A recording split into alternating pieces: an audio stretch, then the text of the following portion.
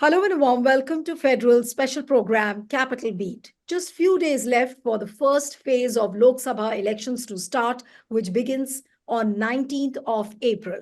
What are the issues on the ground? There is a larger feeling that whatever the issues be, whether it is price rise, inflation, electoral bonds, but perhaps Modi might return to power for the third time.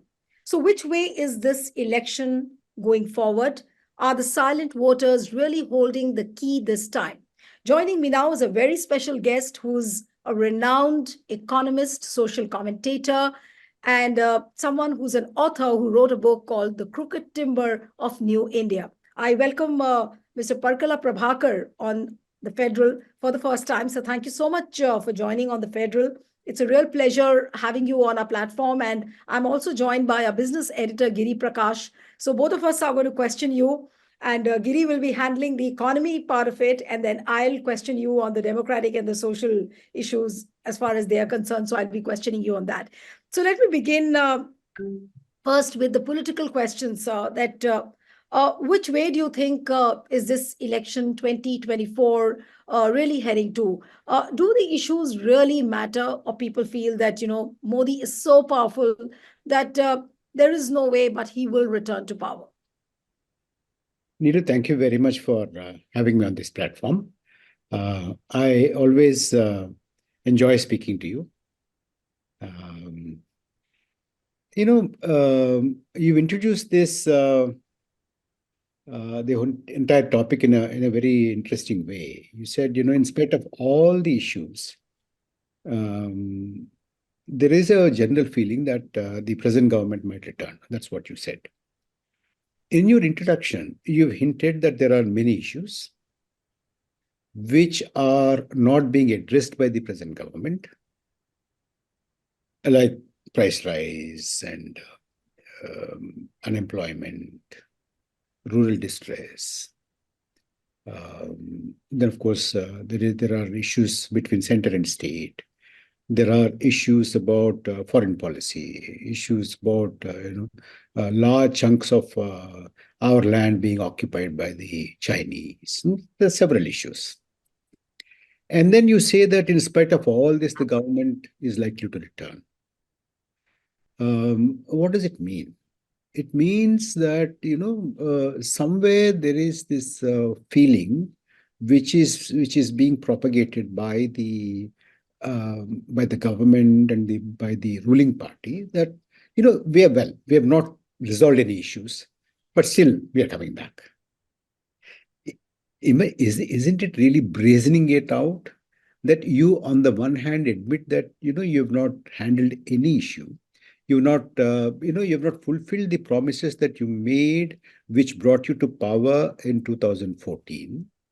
And still, you try to claim that even then you're going to win, which means that the ruling party and those people who are running the government underestimate the wisdom of the people so much that, we are capable of diverting your attention so much from the real issues. They don't matter. We're anyway coming back.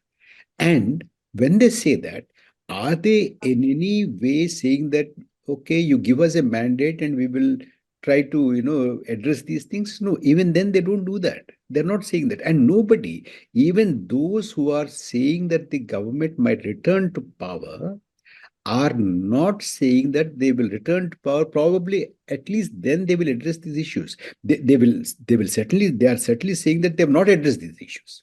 This is very puzzling to me. But Dr. Parkala, if you're saying that all these issues are still there, whatever promises Prime Minister Narendra Modi made in 2014, those promises have not got fulfilled. Every section of the society, whether it is the women, the youths, the farmers, and if all of them are in distress and they don't feel satisfied, then how has been the governance really in the last 10 years when you compare it with the UPA years? Do you think that was better? And the Achhe Din, which was promised by Prime Minister Narendra Modi, how has it really turned out then in the last 10 years? First of all, I must enter a disclaimer here. I am not going to enter into a debate in terms of UPA versus NDA. And I'm also not going to enter into a debate as Nehru versus you know who. That's not my remit.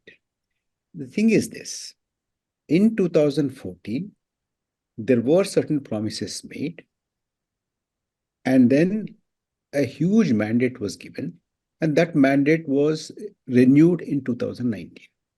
Now, after 2014 and 2019, today, where are we compared to where we were in 2014? I'm not going back to 47, 52, 57, 62, 64. I mean, I'm not going to that. No, if you look at these things in a very limited way, I'm only looking at NDA versus NDA, Modi versus Modi. What was the promise and what is the delivery?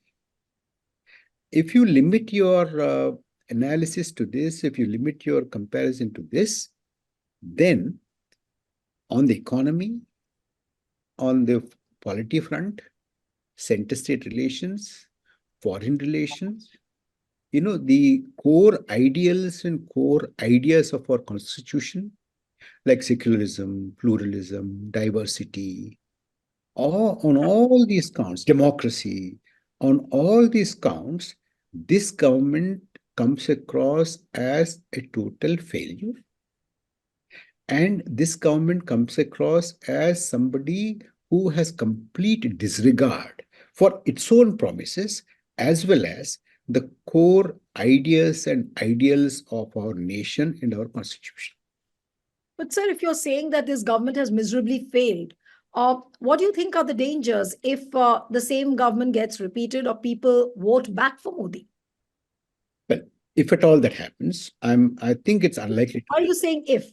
You said that if at all that happens. Very unlikely to happen. That's my feeling, Neelu. It's very unlikely that this government is going to return. Okay. And I have a feeling that this government it'll be very difficult for this ruling party to somewhere come near 220 or 230. That is my feeling. I mean, I've been going around the country addressing lots of gatherings and meetings and seminars, and I'm very, very deliberately going and interacting with youngsters in campuses. The feeling that I get is that the all-round failure of this government is registered very well. People have come to understand. There is this what I call Modi fatigue. People are tired.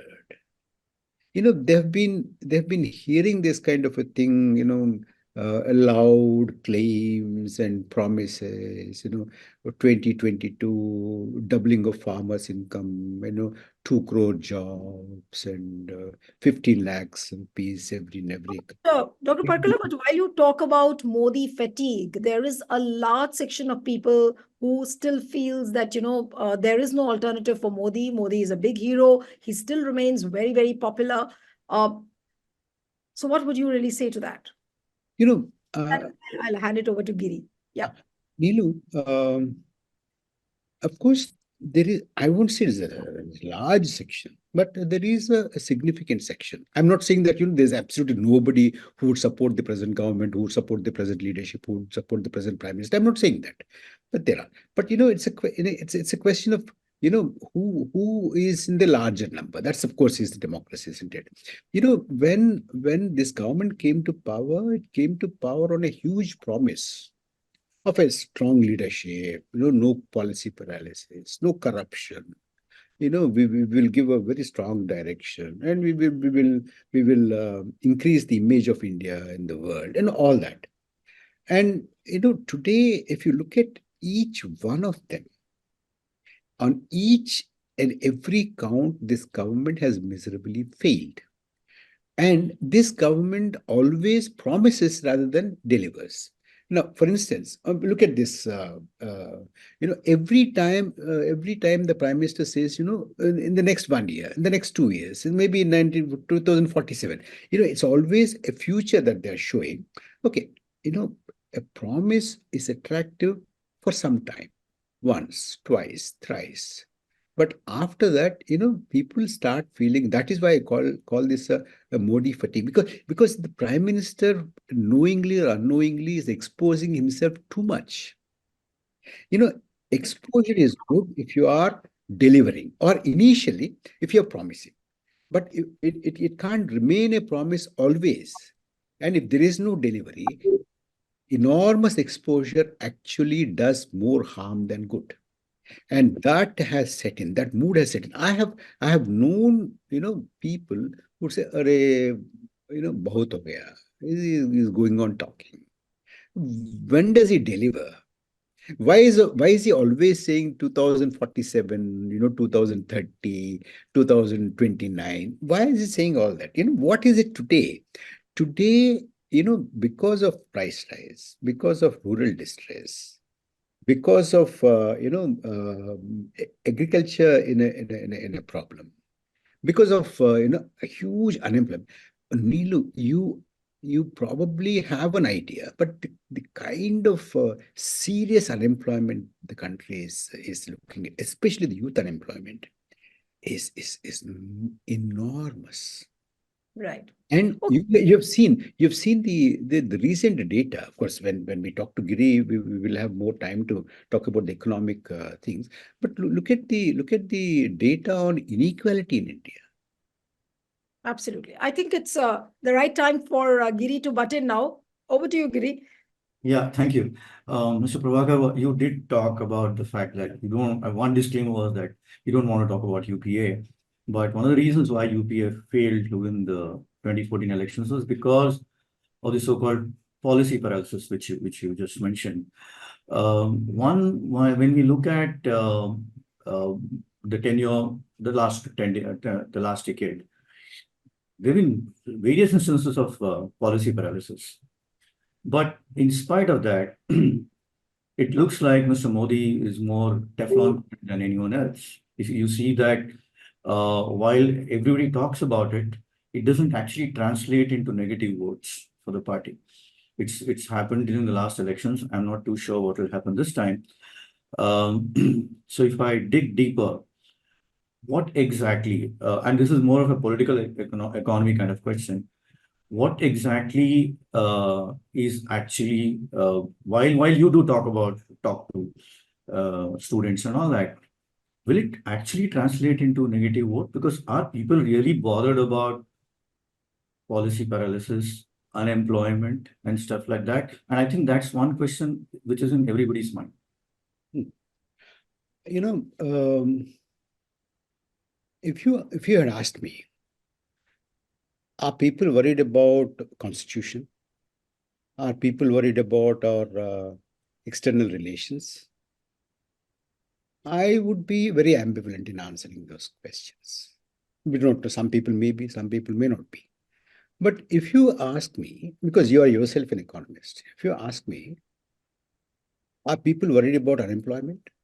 I say yes, they are worried about unemployment, because ultimately it is, what are you doing after your studies, after your whatever you've done in your college, your course, after you paid money and you attended a course, and you're still dependent on your mother and father. That is one. And secondly, what you have seen the latest figures on the contraction of domestic savings. Yes, yes. Now, domestic savings have contracted to a historical low. It's just 5% of the GDP. And domestic debt is also at a historical high. It's 40%. Yeah. The families are being crushed, Giri.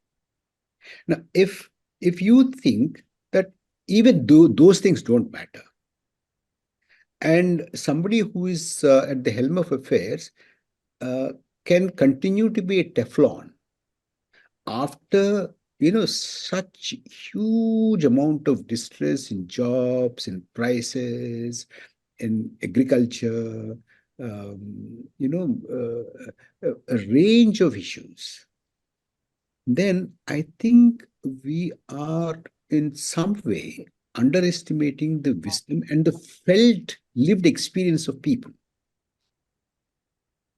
Mhm, mhm. For me, the question was more about the fact that I do agree that these are real issues. I do agree people should actually take cognizance of it. But at the same No, I'm time, not saying that they should. What I'm saying is you can't escape these things. no, I agree. I do agree with that. I do agree with that. Um, but but that kind of aura that's getting created, that number one, there is no alternative. People do talk about, is there an alternative? It happened during Indira Gandhi's time too.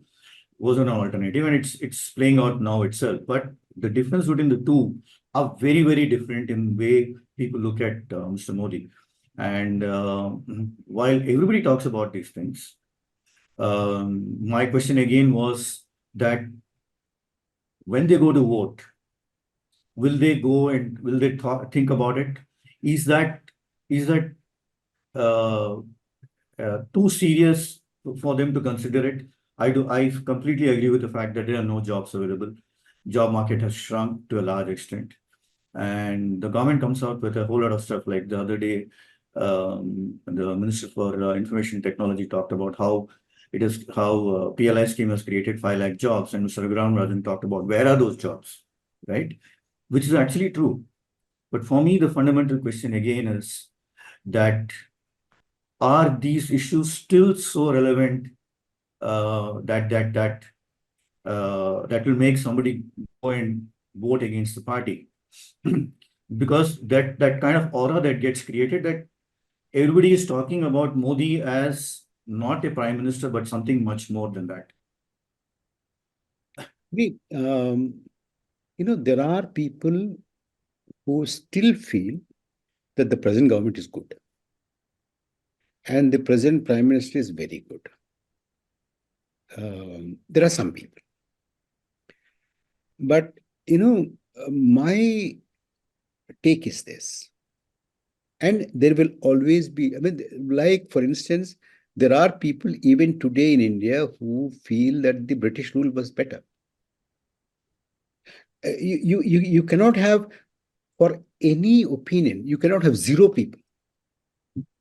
Whether it is 1, Yeah. 10, 100, 1,000, 2,000, 10,000 is a different question. Depends on that. And therefore, there will always be, people who feel this way. But what I'm trying to say is that, people who have been feeling that, this government has failed on multiple fronts, on every front conceivable, has grown and grown to an extent that this government's continuance is very, very unlikely. One.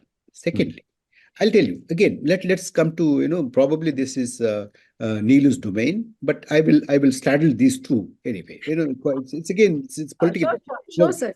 Please. Not pure economics, not pure politics, but both together. Neelu, you see, in 2014, the present ruling party has come to power riding the crest of India against corruption. Na khaunga, na khane dunga. No corruption. And we'll get the black money back. No policy paralysis, etc., etc. You know the narrative. And, before that, the BJP would poll about 20, 22% or 23%. But riding on that, wave of anti-corruption, middle class, urban, people who want a clean government, who want a decisive government, who would address issues, that section, educated, middle class, urban, people are looking for a decisive government, that section has additionally gone to BJP. Now, that has brought to about 27% in 2017, and then because of Pulwama, whatever, another 3 or 4% in 2019. Now, my point here is this, that 20 or 22 probably will remain, come what may. That's a core. Maybe it could be, 2% less, 2% more, but, around that figure would remain. Giri, the point that, the new point that, is going to alter the scene in 2024 election is one, all-around failure, which is accumulating slowly and slowly. It is, after all, there is a process of accumulation, one Mhm. after the other. One. The second thing is, please factor in the electoral bond issue, which I call Modigate. Because you see, people may not understand the nuances of what is an electoral bond, why is it good, why is it bad, whatever.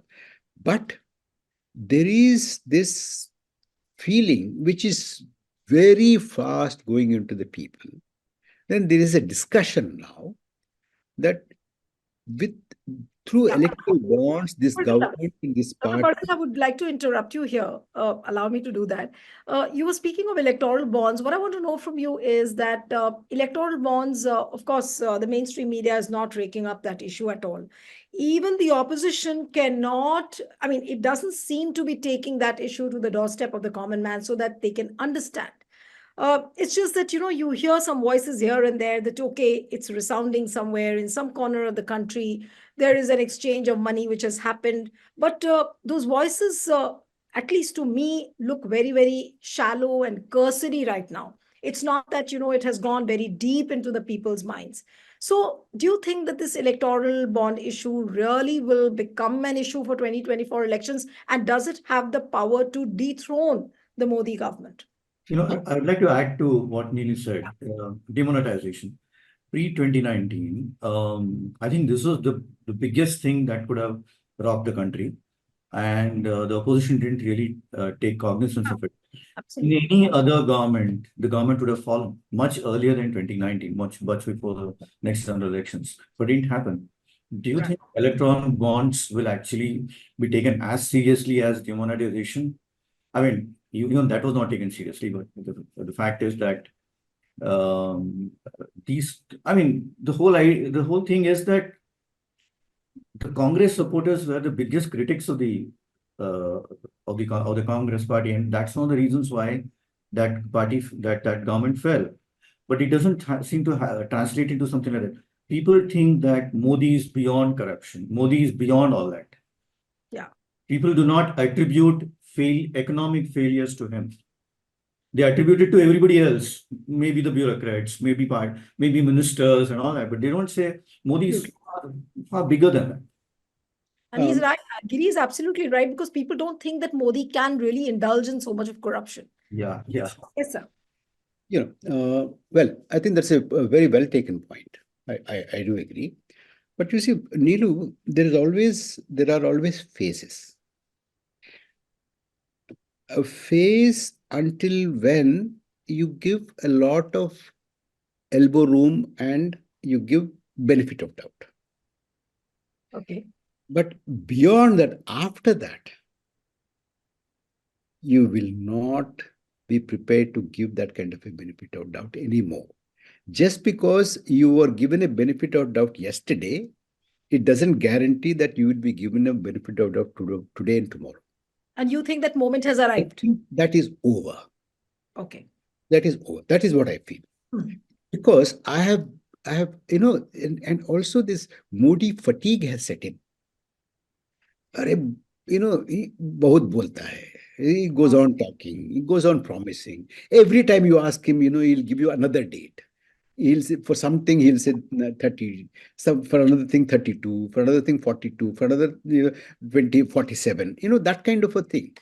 There is so far the government has not come out, either the prime minister or anybody from the government or the ruling party has not come out and said, look, these are our achievements.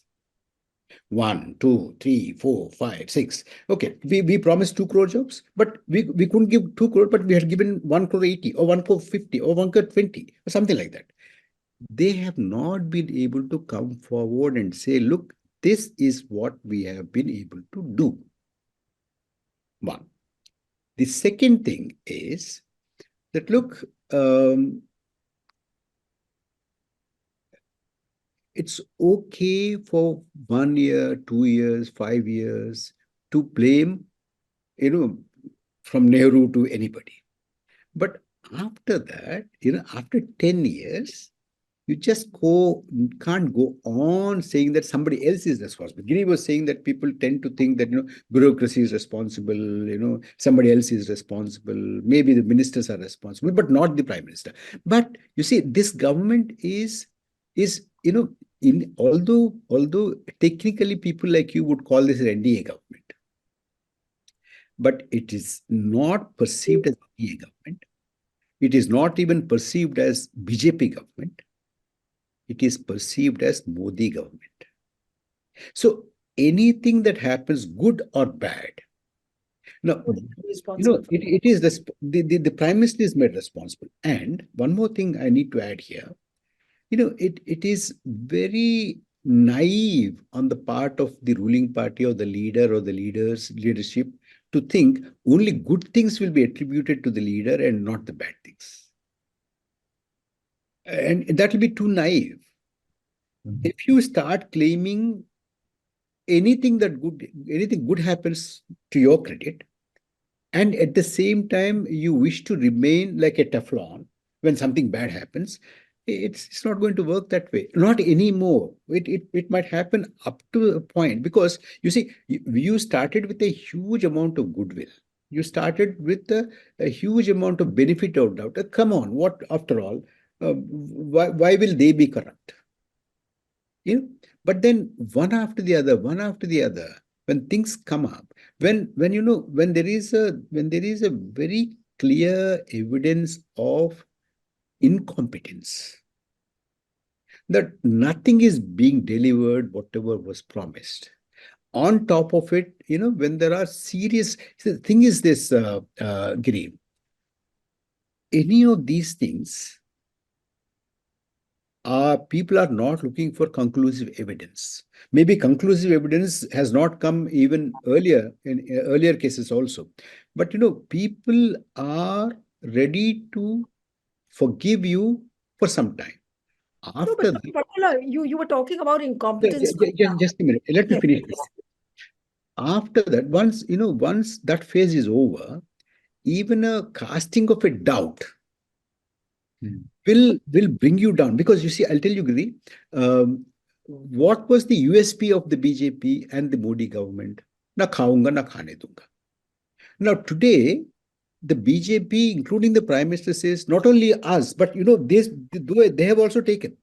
So that moral high ground has collapsed. Right. Now, the collapse of the moral high ground is the key here. Right. People did not want to believe that you and them are the same. Right.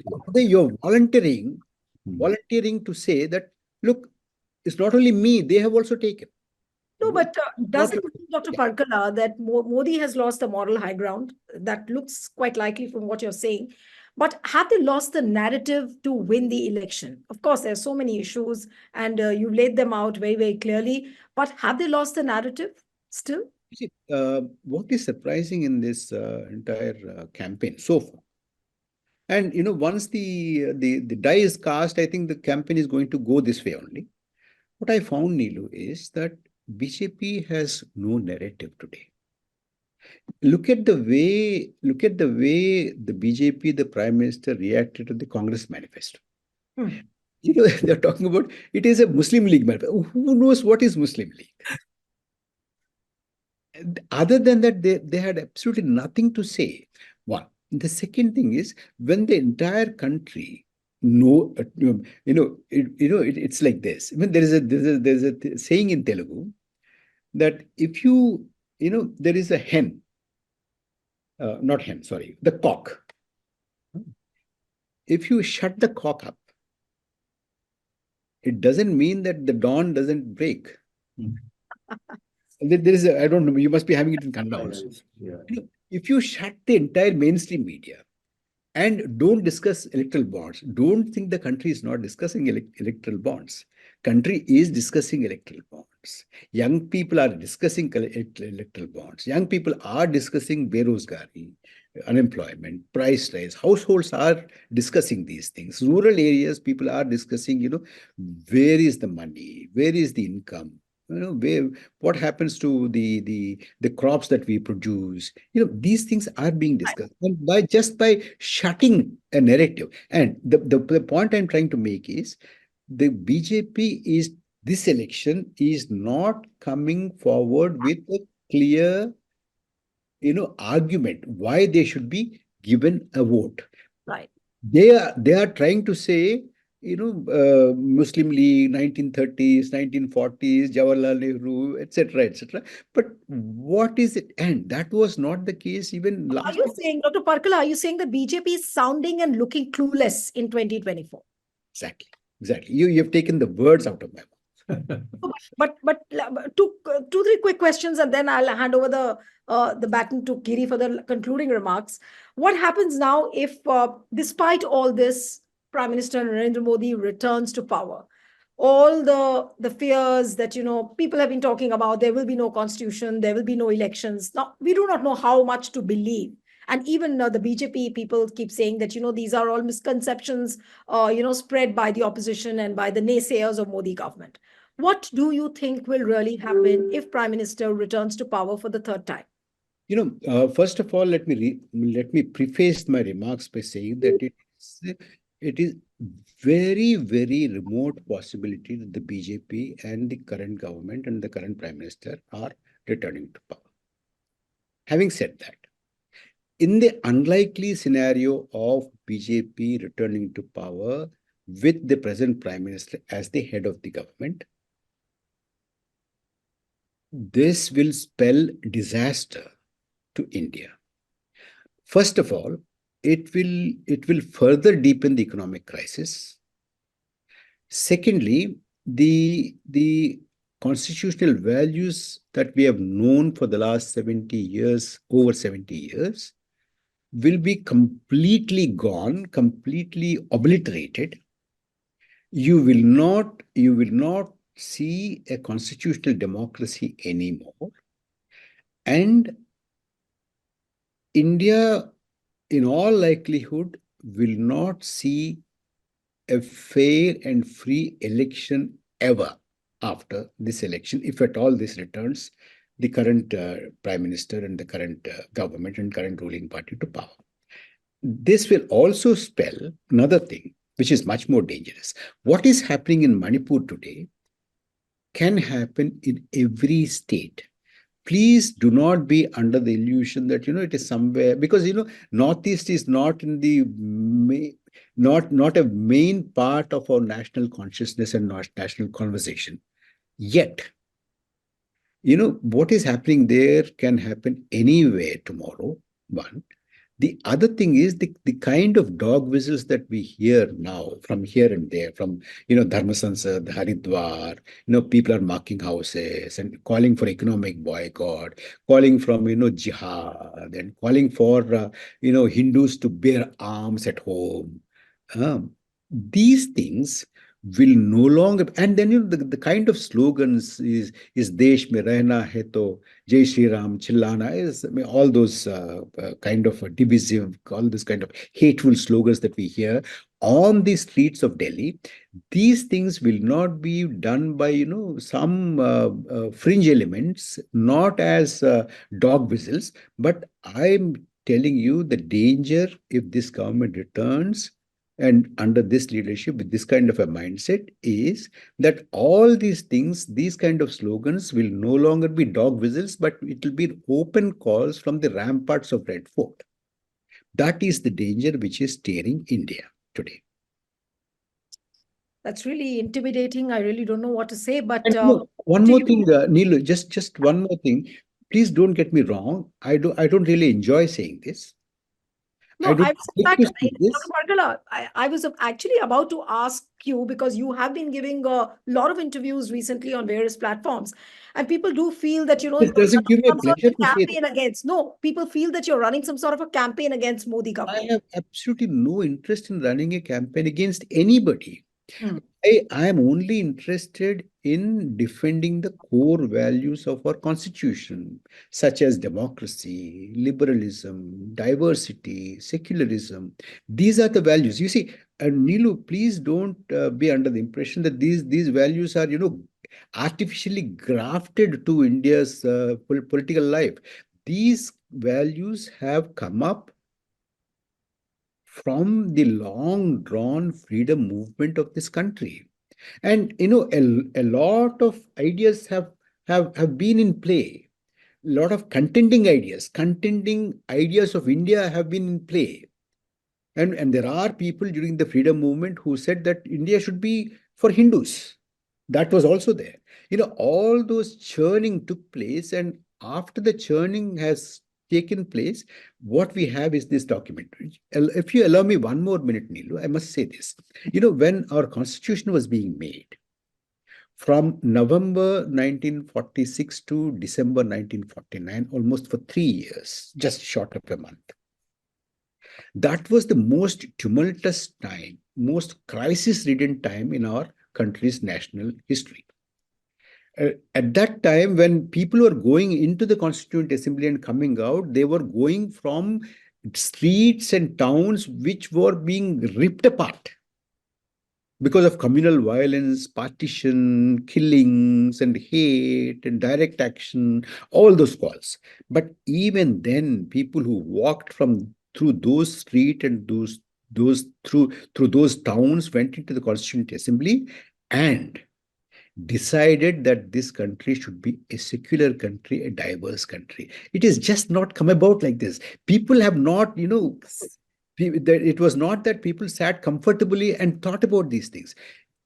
These values have come through a fire, test of fire. Right. All right, Girish. I'm defending those values. I'm Yeah. defending those values. Okay. Yes, Giri, over to you, and then we'll Yeah. close the.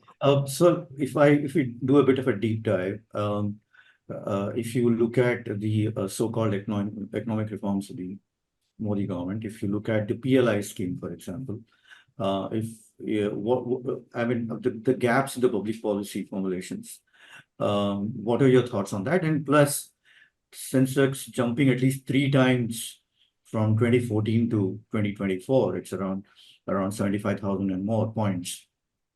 How do you look at these things? Okay. Can you deconstruct all this and tell us? Look at the scene as far as the domestic investment is concerned. It is now at one of its lowest, somewhere around 19%. This is in spite of the corporate tax being reduced from 30% to 22%. Yeah. And for newer firms, even less. One. Secondly, almost about 25 lakh crore write-off of corporate debt. And as you mentioned, the production linked incentives. And the prime minister and the government ministers and everybody who is somebody in the government appealing to the corporate sector, please invest. Even then, with all these incentives of loan write-offs and PLI and corporate, tax cut and all that, in spite of all that, why is the domestic investment not growing? And why the manufacturing in the overall GDP still remains at 3.4, 3.5, which means, notwithstanding what the captains of industry say in public forums and in front of the prime minister, the proof of pudding of this is, are you investing or not? If you're not investing, which means that you have no confidence in the country's economy. And coupled with that, the relinquishing of Indian passport and leaving of India by a lot of high net worth individuals, almost to the tune of a million, 10 lakh people over the last 10 years. What does that indicate? It all, and even the foreign direct investment is tapering off. It started tapering off even before the outbreak of Ukraine war. Yeah. What does it all indicate? And most of the FMCG multinational corporations are still saying that the rural demand is not looking up. Which means that the FMCGs they feel that the demand is still tepid. in spite of so much of the government strategy of crowding in private investment, putting in a lot of money so that some private investment comes in. Even then, the private investment is not coming in, which means that in without saying it in words, in deeds, the Indian domestic investor, Indian domestic captains of industry have have very clearly demonstrated their no confidence in the economic prospects of India. Now, you are saying about Sensex and other things, but you should also look at the kind of world inequality labs report. 1% of our population corners about 22% of its income, and 1% of our population corners 40% of the assets. Yeah. That is the picture. And then you've seen the recent domestic savings figures. You've seen not only domestic, just the domestic savings, but the kind of indebtedness that households have incurred over the last 10 years. You've seen this. Now, if in the face of these figures, in the face of these data, what is the government's narrative? The government cannot come out and say we have done well. Looking at Sensex is how meaningful it is. I don't have to say it. No, there are 2 points here. One is that obviously manufacturing is not driving the growth. It is a service industry which is driving the growth. And Dr. Rajan also talked about how the entire world looks up to India as far as that is concerned. And obviously, service should be a smaller component than the manufacturing sector, because manufacturing sector is the backbone of any economy. I do understand that. But having said that, look at the automobile sector. The kind of record levels of automobile sales tells us that there is something in the economy which must be driving this kind of a growth. And automobiles don't come cheap, right? Look at the airline sector. The IT services, the bit of the last 2 quarters have not been that good. The kind of billion-dollar deals that they continue to get. If you look at all these scenarios, it might seem very cosmetic, but it's at the same time they're also very growing. These are important sectors which are growing.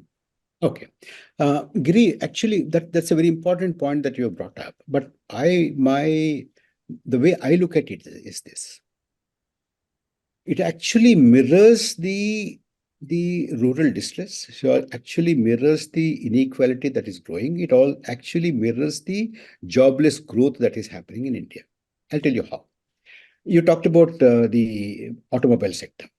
Now, if you deconstruct the automobile sector, the sales of automobile sector, the high growth is seen in the SUVs and the high-end vehicles.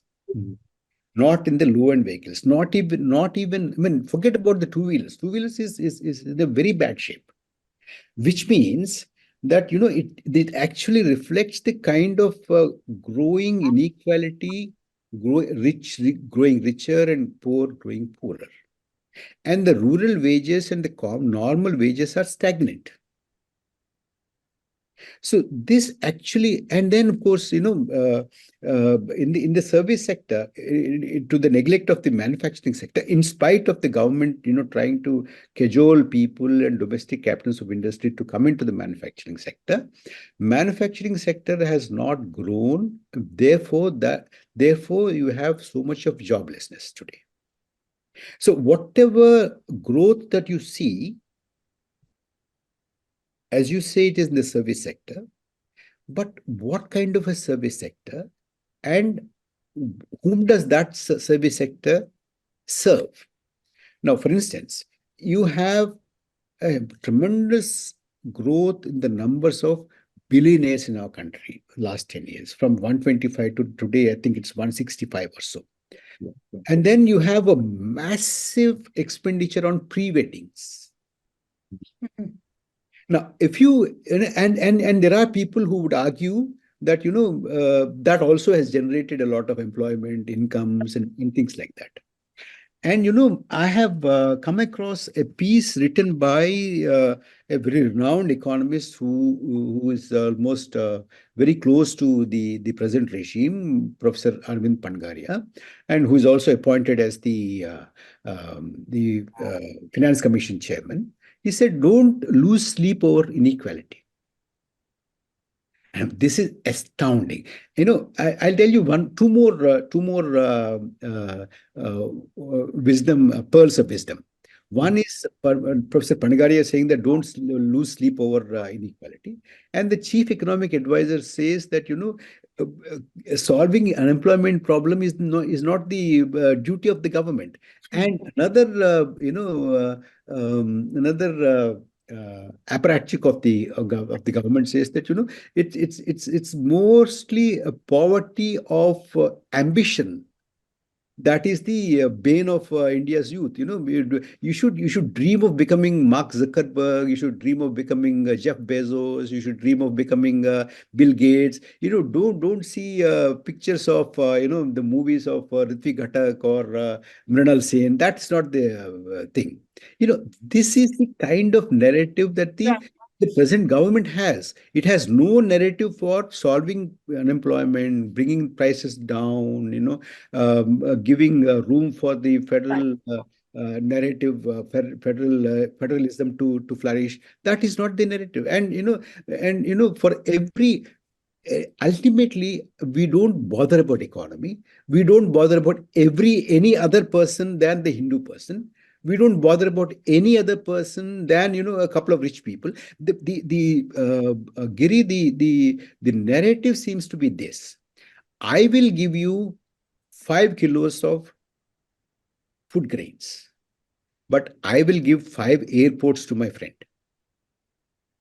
That seems to be the narrative. I don't Well, get the narrative here. yeah, So I I think you've have just one summarized more that question, very well. Neelu, just I actually was very curious to know about, and you did mention that in your book about privatization. The UPI government was very keen on disinvestment. Here the narrative is about privatization. But could a company or an airline like Air India be rescued through disinvestment rather than privatization? See, again, I said, this is not a this versus that. And I've been saying this, that look, this today, it is the government versus the people. It's the government versus, all of us. Mm. Now, if the government tries to sell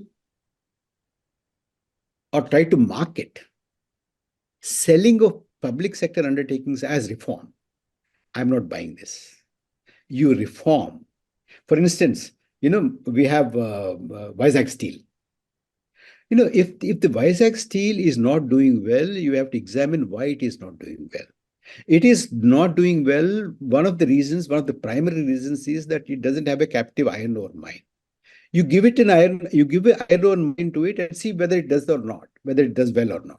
Instead, you starve it of its most important raw material and say that it is in losses, and you sell that off cheaply. As I said, 5 kilos of food grain to poor people, and five factories or five public sector undertakings or five airports or five ports to your friend. This has become the narrative. So instead of reforming by taking some money out or infusing some money, don't sell these things off. Selling public sector undertaking is not a reform. Reforming public sector undertaking is a reform. Sure. Thanks. Over to you, Neelu. Yeah, all right. So we'll have to wait and watch. But a lot of things we spoke about. It was really wonderful to have you, Dr. Parakala, on the Federal.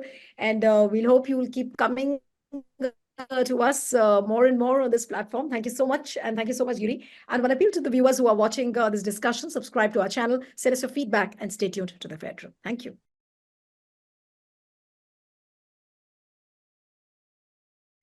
Subscribe to the Federal's YouTube page for more news and updates.